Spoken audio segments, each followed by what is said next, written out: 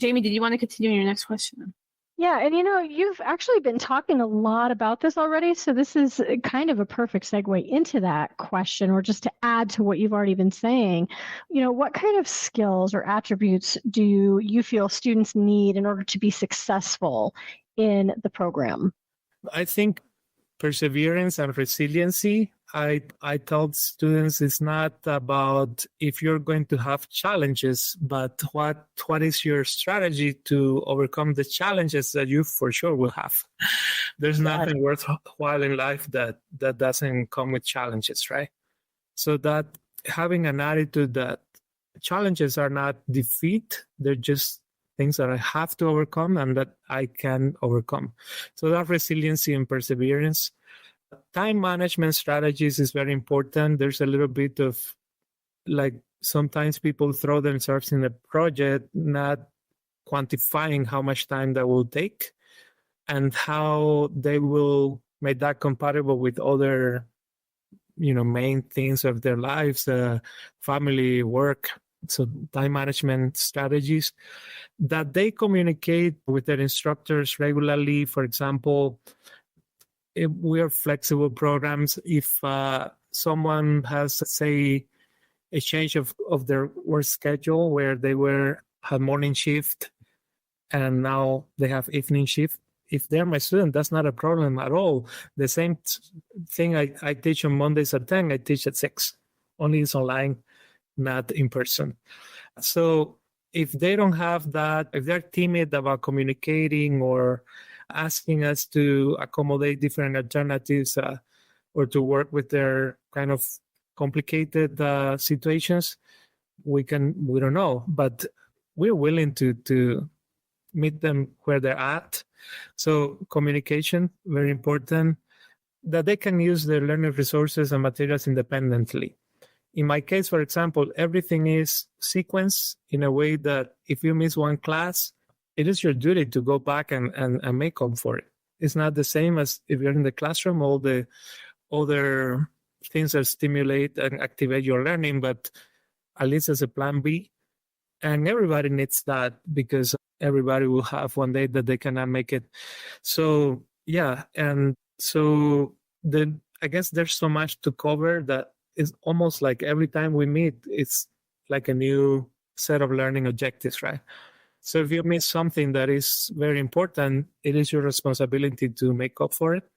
And also having a sense of purpose related to their goals, be those academic, professional, personal, but maybe frequent reminders that, hey, why am I doing this? Why am I here? So reflective, Pete, like reflecting back on your goals and exactly why you're here. Excellent. Losing sight of the end aim. Definitely. Oh man. So you kind of touched on this before, but just really quick iteration. How is the Spanish HSE exam different from the English outside of it is translated?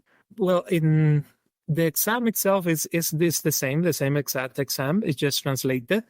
In the case of, for high sets, for example, for reading, they give the Spanish version a few more minutes. Once I asked the publisher, why is that? They said, it is because many times when you translate from, you can do the experiment with Google Translate or something. The column for Spanish is always going to be much longer. So I guess the way phrases are constructed, the syntax creates like longer. Is more wordy, I guess. Or that's interesting. That was interesting for me to hear it from them. That was the rationale. Maybe they have metrics to determine exactly how much longer that would be. But I think what is different is the student population.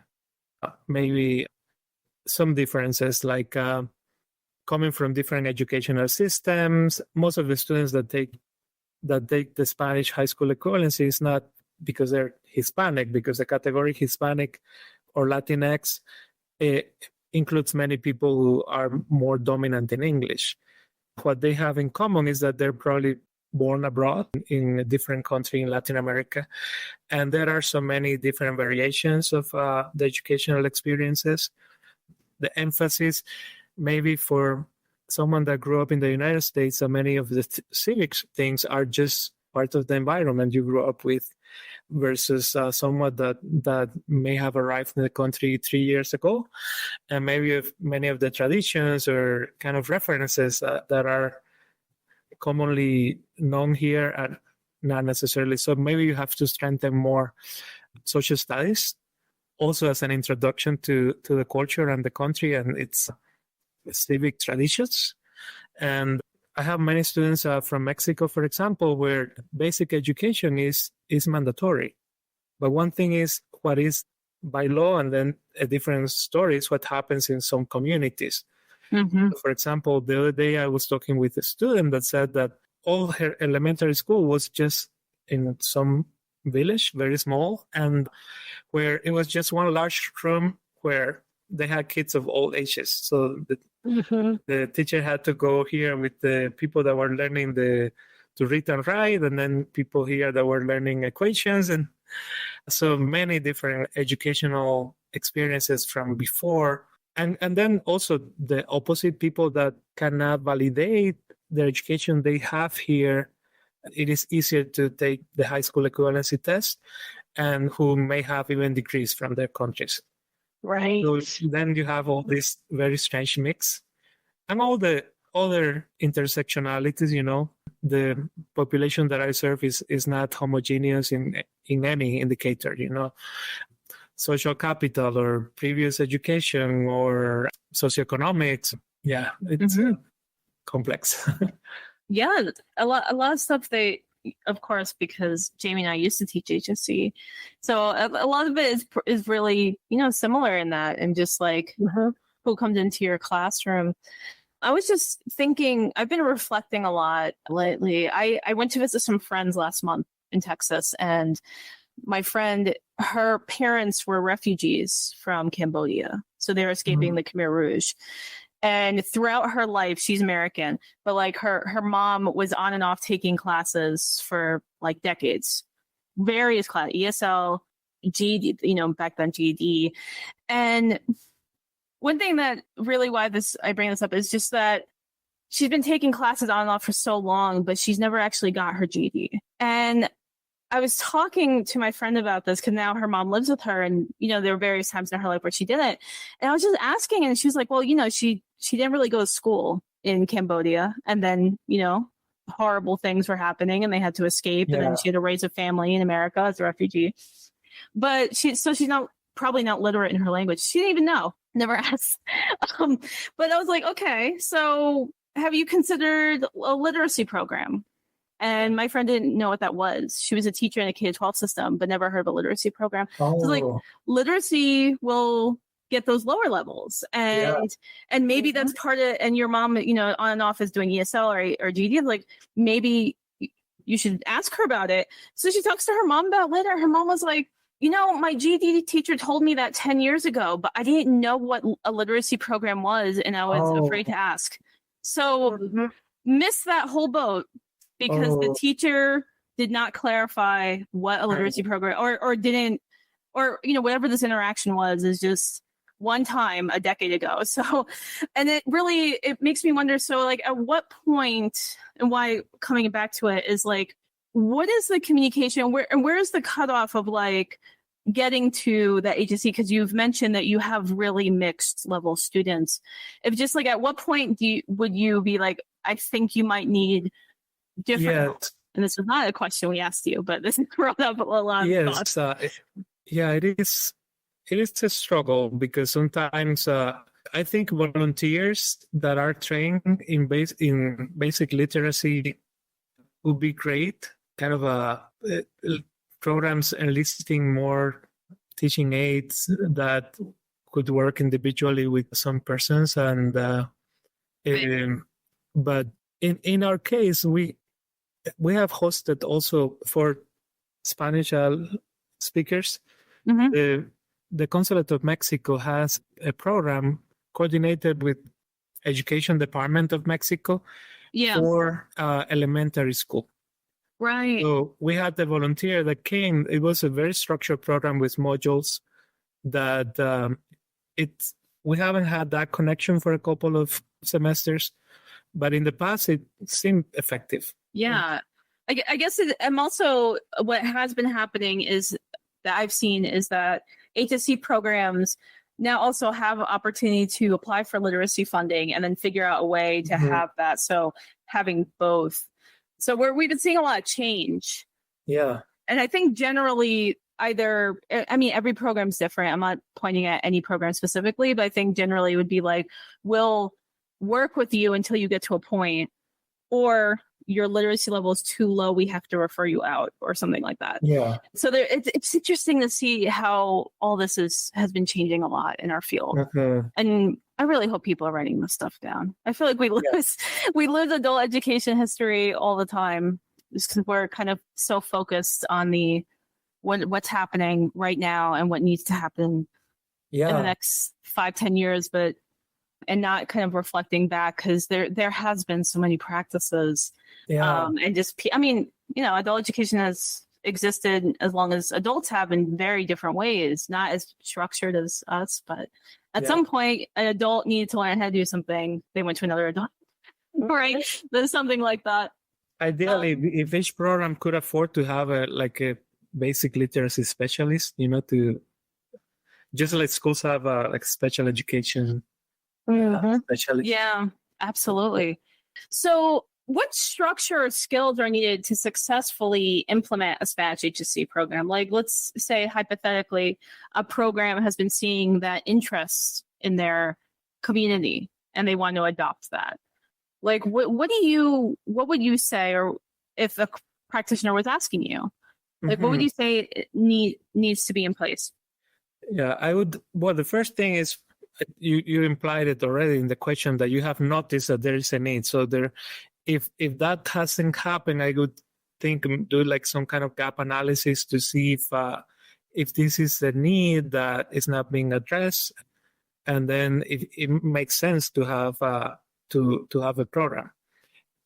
I guess one of the major things would be to have an instructor that has a good level of academic Spanish. Some positions those positions that you see hiring prefer bilingual or bilingual Spanish, English. Some people that can say yes in good conscience to that, maybe there's still more that is needed, like good academic Spanish, because these tests are highly sophisticated in terms of what the preposition can do to change the essence of the math problem or something like that. So that would be important. And then identifying, I think, to start, maybe some curriculum that exists already, but then what I have done is no existing curriculum is 100% functional for my goal. So I take from here and there and have developed over time in my own curriculum that fits my pacing and the goals that I have in terms of also time management of the milestones. And developing a strategy for the standardized testing. We haven't talked about it, but that's one complication we have. For NRS recognized tests, CASAs or TAPE, they don't have. I just tested today someone that is going to take my class for math, but it's a test for math and English. I tested him for ESL and his basic level. So NRS 1 and we did NRS 1 for his reading, I think, and his listening was NRS 2.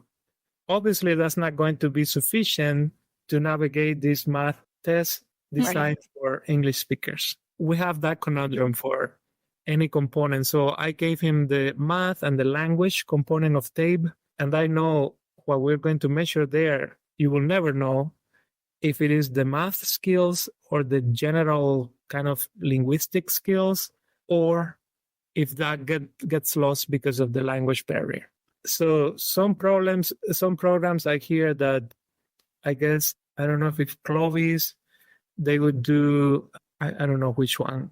Everybody had to take ESL, and they would do the standardized testing only with Class C of TAPE, which is for ESL. So that's a tricky one. And then developing strategies for this very mixed classroom with multiple levels. I would say a strong component of navigating systems, for example, creating the test taker account for GED or HiSET. For many of my students, it's not sufficient that I say, okay, this is the webpage, go there and create your account. Some of them can do it in 2 minutes, but some of them, it's complicated. So I guess stronger component of helping navigate systems. Absolutely. And I would say not to confuse, that you're accommodating for cultural differences with lowering the expectations or the standards. High educational expectations is cross-cultural, universal.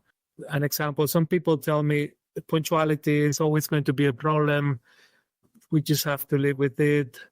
So my own policy is that, I have these 2 hours for the class. For the first 5 minutes, I'm going to maybe casually talk with the students, but 5 minutes after, I'm going to start. Maybe the class is 20 people and I have 5, I'm going to start because I'm not going to lower the expectation because of a supposed cultural norm where time is elastic. Mm-hmm. In many Latin American countries where punctuality is mandated to work. So does that make sense? It's like sometimes there can be like even a paternalistic, condescending thing. Oh, well, we have to work with this other culture. I think that's never kind of a valid point to compromise expectations or standards. Interesting. Jamie, do you want to finish this off or? Yeah. Well, so we're getting to, just the last couple of questions. And so the first being, can you share a success story with us? Yes. I was thinking about that question and going through the years. I remember one story of a person that graduated, I think with the first graduation that I was part of after starting. And she said that her motivation to graduate from high school was that her son was thinking about dropping out of school. And so that gave her like the fire to say, I'm going to do it.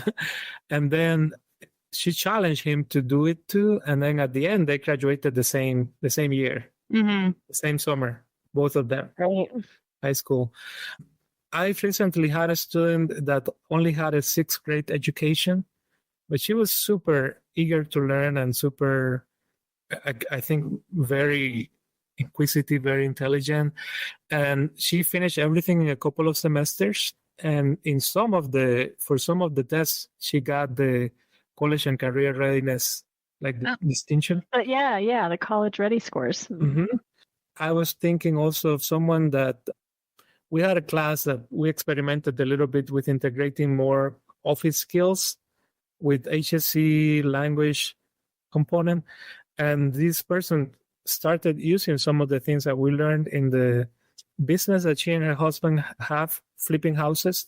So she does more administrative components of that. So that was also encouraging that people were using it directly as they were learning.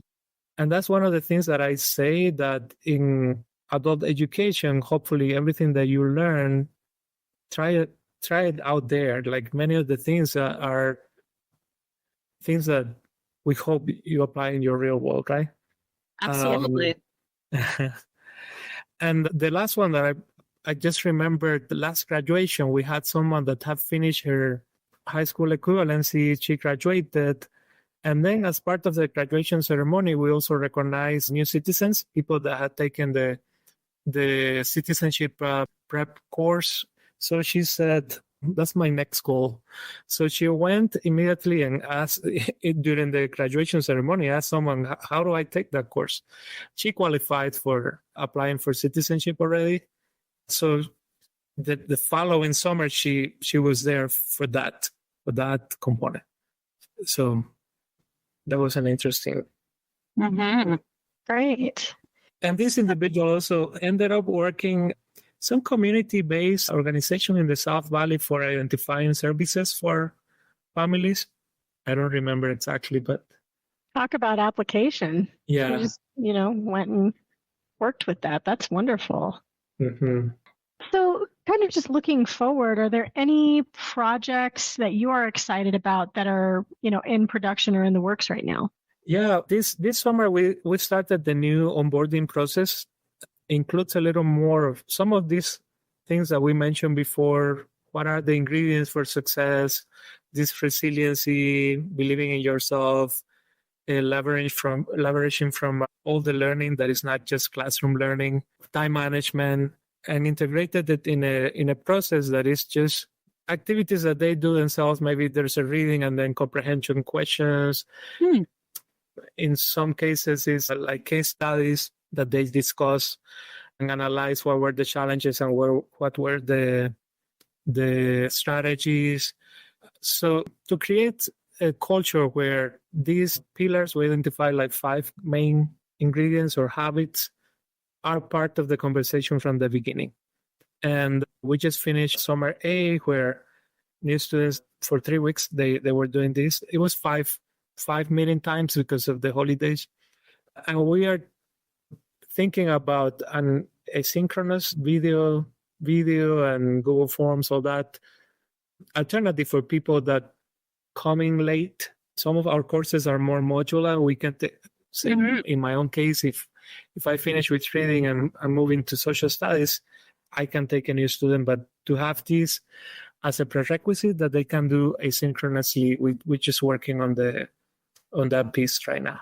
That's interesting. I like the addition of asynchronous components, and I really like the idea of modular class. I love that word too. I use it a lot. I did have one question that came to mind while we were talking throughout this process. Is one thing that you mentioned earlier in our interview was that you guys did a survey, and I was just curious.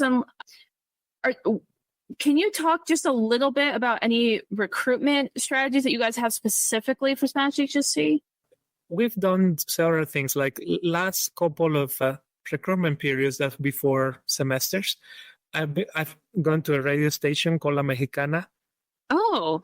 And it apparently has a broad audience base. So we asked people, and many people had heard about our programs through that. Nice. And then our agency has its own web page. So some people maybe access the web page because they're looking for other services. It's Catholic Charities, maybe housing assistance or things that are not related. Maybe they see their announcements for our classes. We also have a sign, the main campus, a sign with announcements, like an electronic, that we can change seasonally. We try to do Facebook boost with flyer. And of course, our allied, our partners in the community, Comunitario, Encuentro.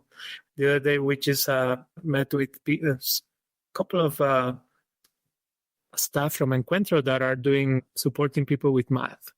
So we're telling them about the whole structure of high school equivalency, how to navigate the thing for test taker accounts, all that. So, but it's reciprocal. They also refer some people to us. Of course. That's great. Yeah, Juan, thank you so much for your time. This is some really interesting stuff. It seems like you guys have a varied, approaches. Some of I heard before, of course. Yeah. But I like the Spanish radio idea. That's fun. Oh yeah. That's very. Seeing it now, I'm thinking of course. Why wouldn't? Of course. But Juan, thanks so much for your time. Thank you. Connect with Adult Ed, the NMAEA Podcast, is a project of the Propel Professional Learning System and is funded by the New Mexico Higher Education Department's Adult Education Division. Thank you for listening.